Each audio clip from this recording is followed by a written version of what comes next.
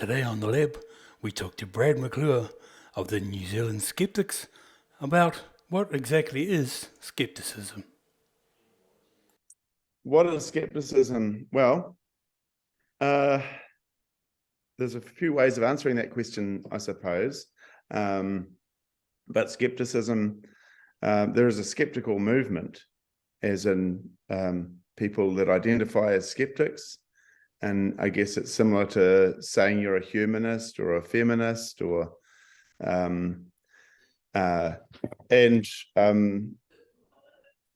those people probably divide up into a few small categories as well. Excuse me. And one is they're activists. They're people that see something happening that shouldn't be happening, and they speak up about it and try and make change. And often these days, that's just simply stuff like medical, fake treatments, medical modalities that are either not proven to work or proven not to work, as they say, or it could be things that are shown to be, there's guys out there that are just total charlatans. And, right. When I say guys, I mean people. Not just fellas. Mm-hmm. But psychics, right. there's no proof that you can talk to the dead. Dead people are dead. Yep. You can't talk to them. They're gone, sadly. And it's very disrespectful, of course, but it's also we have a friend in the community, Susan Gerbic, who uses the term grief vampires. Yeah, absolutely. To describe psychics, that they are grief vampires. They are living off the grief of others, right. And it's very cynical. But and so activists. Then there's a side to skepticism that's just all about critical thinking, and people who like to think about critical thinking, and that includes, understanding what I would call like debating techniques, even, right. Recognizing logical fallacies and spotting them. Yeah. So we have a list of logical fallacies that are fun to think about. Yeah, like the post hoc, ergo propter hoc, those kinds of things. Yes, exactly. Now you wouldn't confront somebody and use the term, "Oh, that's a post hoc, ergo propter hoc fallacy." You would just say, "Well, hey, look, you can't say that because of this, therefore that." Right. You can't say that because that happened first, then it caused this other thing. Yeah. That's not a logical thing. Otherwise, you would just get looked upon as a bit of a smartass, really. Yeah, that's right. Am I allowed to say that on your? No, that's absolutely fine. My favorite example is in the morning the cock crows and then the sun rises. Does that mean the sun won't rise if the cock doesn't crow? Right. That's perfect. one of my favorite examples of that. Yes. And we have done a little bit on my show, particularly. I've produced a little thing called Hui Helpers, which is essentially logical fallacies, but presented in a way that, because we go to a lot of hui as Māori, and so the hui helpers helps you listen through the arguments being made in a hui. And so we've done this little thing. I think I've got 10 examples at the moment. The black and white fallacy, those kinds of things. But really, what really got me turned on to the skeptical movement was the song by Tim Minchin, "Storm," that everyone seems I love it. Yeah. I absolutely love that thing. And that's what got me started thinking about the skeptical movement. I just quoted that song just a moment ago. Absolutely. Kind of accidentally, I said, yeah, medical modalities that are either not proven to work or proven not to work. Yeah. And then, then he says after that, doesn't he? You know what they call? They have a name for natural things that have been proven to work. They just call it medicine. Yeah, that's right. Not alternative medicine. Yeah. Yeah. No, that's good. Love it. Yeah. I like the fallacy, the Texas sharpshooter fallacy. Have you heard of that? Yes, I have. Yeah. So where a guy's shooting at the side of a barn, and he fires off several rounds, and then he goes up and draws a target where the biggest cluster of bullet holes is. Yeah. There are people and so again, you especially see that fallacy where people are trying to use some scientific study, right? Or they're choosing scientific studies that best prove what they want to see. Oh, hang on a minute. I might be conflating that a little bit. But anyway, no, I think that's kind of p-hacking really, is what that is. It's when you take a study that is indefinitive, and then you find the biggest cluster of data, and then you declare that that's what you were looking for. Yeah. And so you need to, that's part of good science, is you need to say what you were looking for before you process the data, or before you even start the study. So all those sort of things. And then there are skeptics that just like thinking about science. They like thinking about innovation, and they just love to discuss scientific and sometimes there are skeptics that like to talk about psychology, almost pop psychology and stuff like that. There are ones that like to go around proving things or debunking things.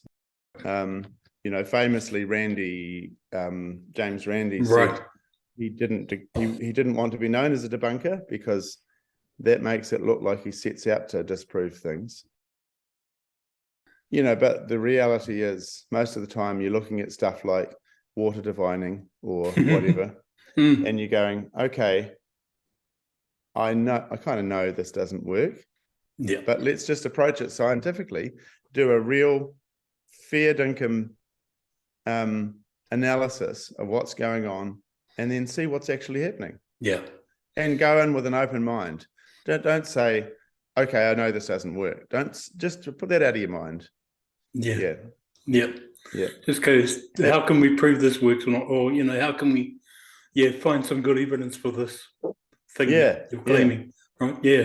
Okay, cool. Yeah, absolutely. You know what? I just had a thought about something. I'm a piano technician. I work on pianos, and there's this thing you have to do sometimes to a piano, is voicing, and that's basically preparing the hammers on a piano so that they all sound nice, good tone, nice and even. The tone, a lot of the tone of a piano comes from the hammers, and the hammer is like a little bullet-shaped piece of wood with a massively compressed piece of felt stretched over it. You know what it looks like, right? And then that surface of that hammer's got to be nice and square with the strings, and then you got to and then there's the softness of that felt. If the felt's softer, the piano will sound quieter, more dull, less bright, more mellow, I suppose is a nicer word to use.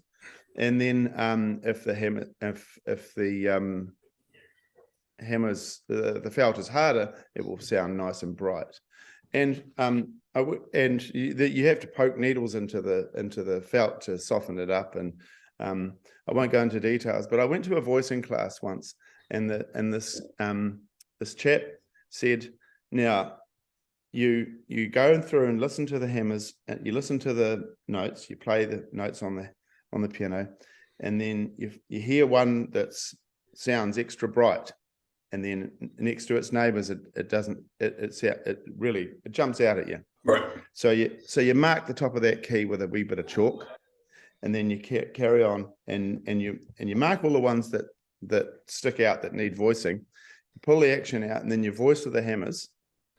And then he said, you then take all the chalk off, so you don't know which ones you've voiced.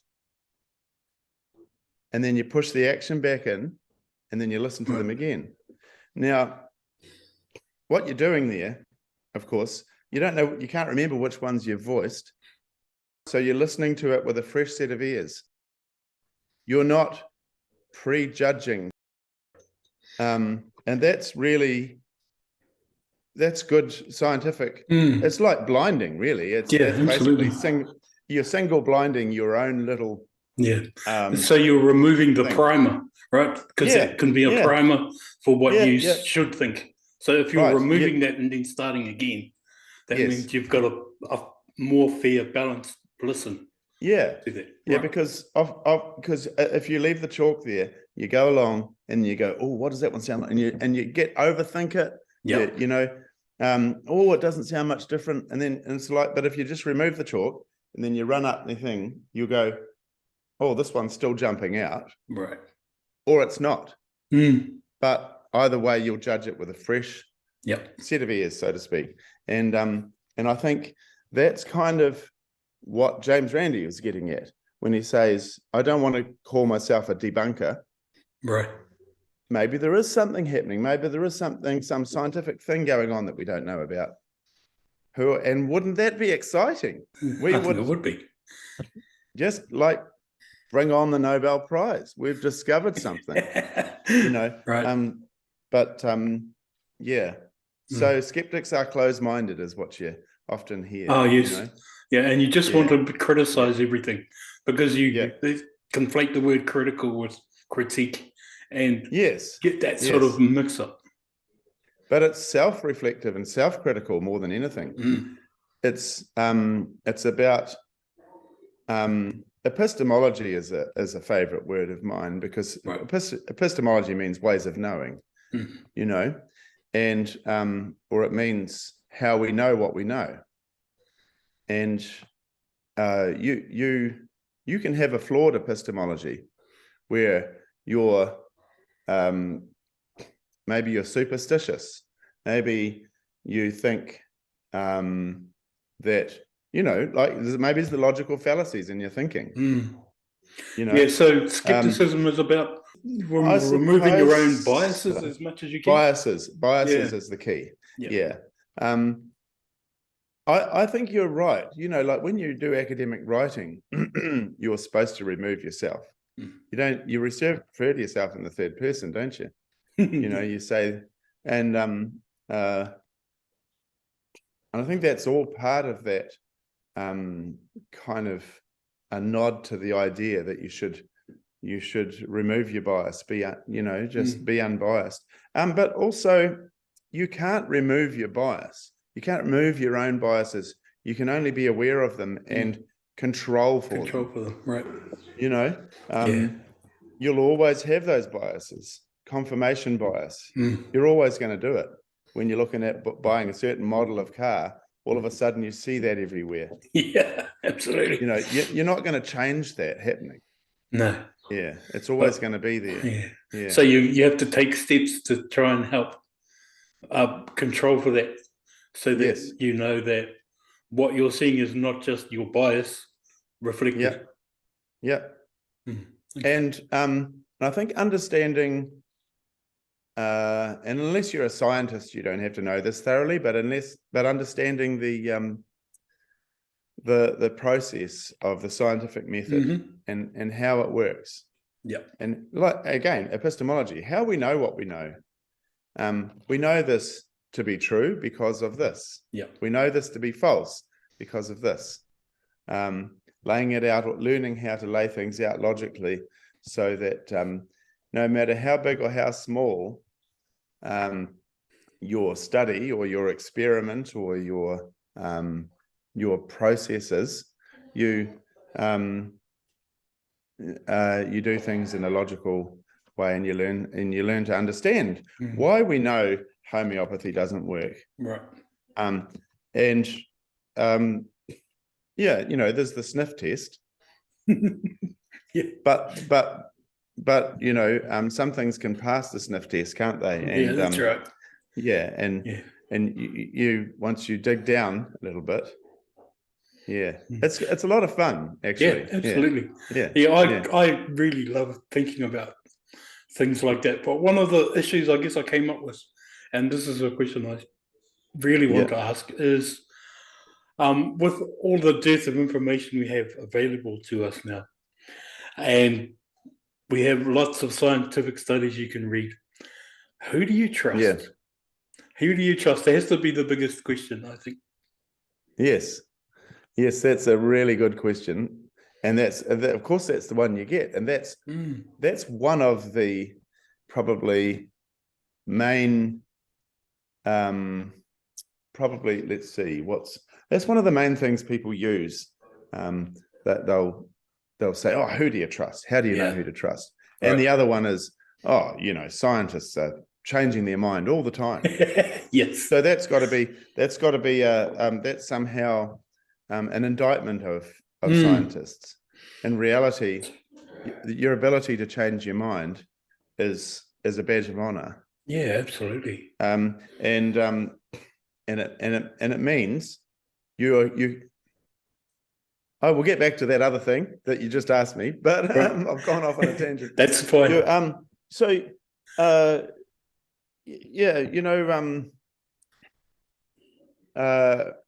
Someone asked a friend of mine, I was in this conversation, and someone said, well, so what is skepticism?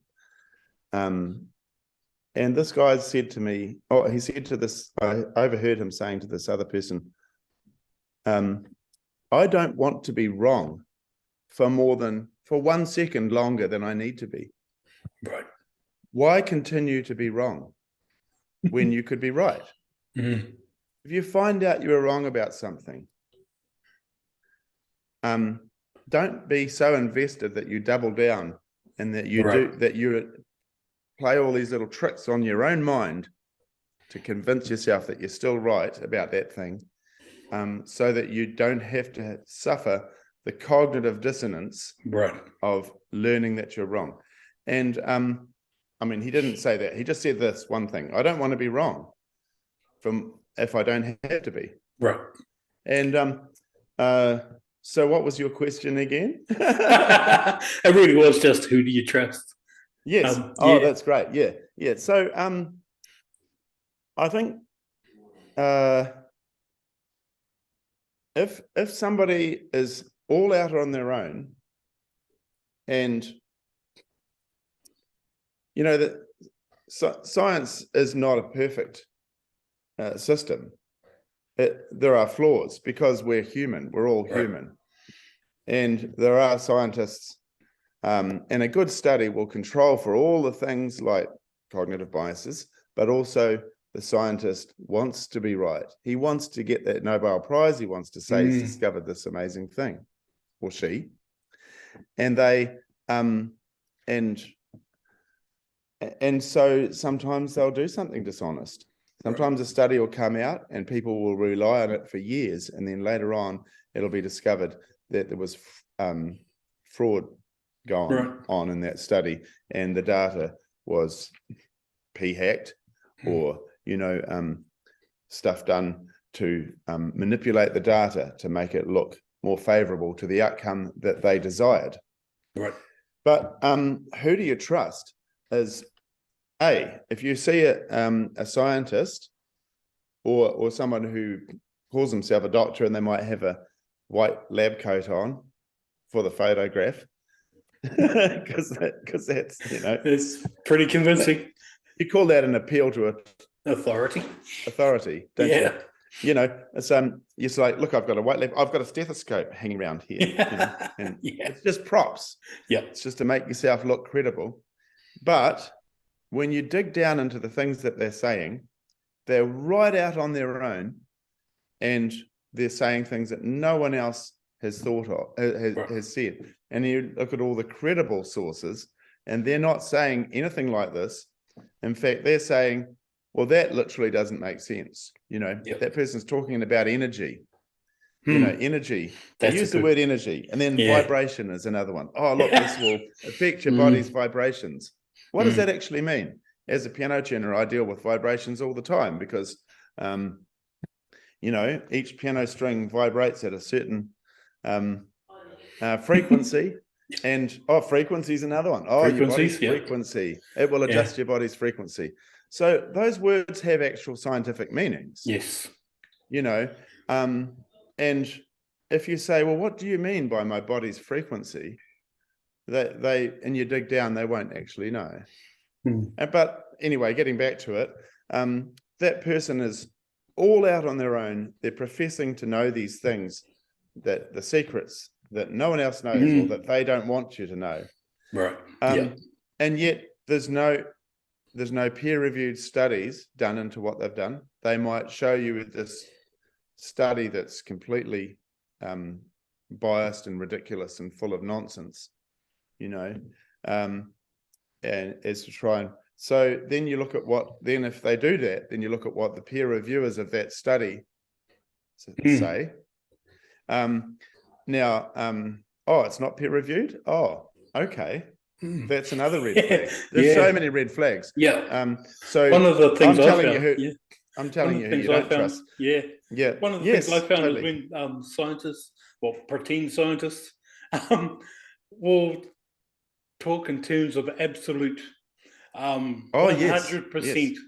This is a cure for, or this is a scientists never talk in absolute. Absolutely, totally. Yeah, that's very true. Yeah.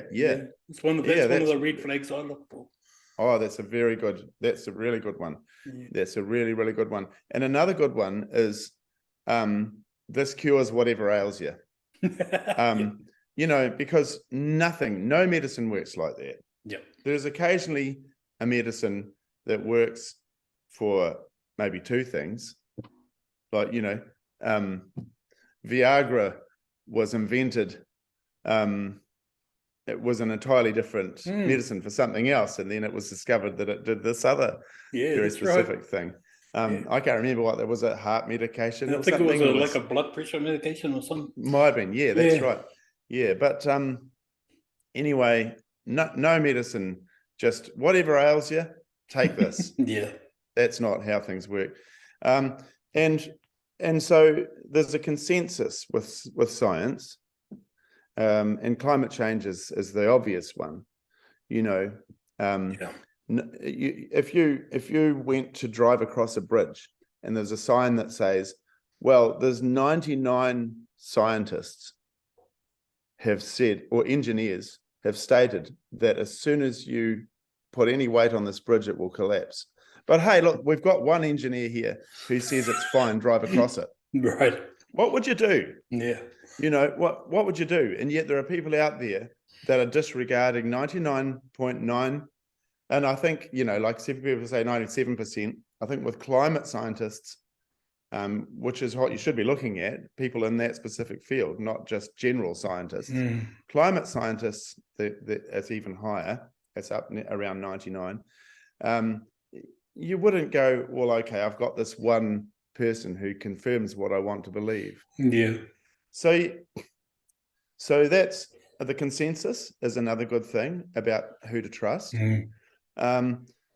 It's not the be all and end all. Occasionally, some people will discover something that everyone else has missed. But it's not common, and it's definitely what you'd call a red flag. If you're part of that 1% that is going against the whole of science, and if you're trying to overturn principles that, like basic rules of thermodynamics that exist, that we know work, something can't go faster than the speed of light. And if you're trying to say it can, So, cool. There's probably lots of other things that you could think of. As you go. Just as you're talking now, I'm just sort of reminded of my mother, and I guess probably I get part of my sort of skeptical attitude from her. Is she always used to say to me as a kid, when she heard me say something ridiculous, was don't let people baffle you with bullshit. And that's sort of been my mantra. And so I take that with me, and a lot of the time we see stuff that's full of scientific-y sounding words. Yes, absolutely. They steal them. Designed to baffle you, like the quantum stuff that Deepak Chopra talks about. I was just about to mention Deepak Chopra. Yeah, he's incredible for it. I was thinking he's taken the term quantum entanglement and just like extrapolated that out to mean we're all connected. Yeah. But in the spirit, we are in some ways, of course. Yeah, we're stardust. Because we're all human. Yeah, exactly. Yeah, but not in the ways that he's meaning.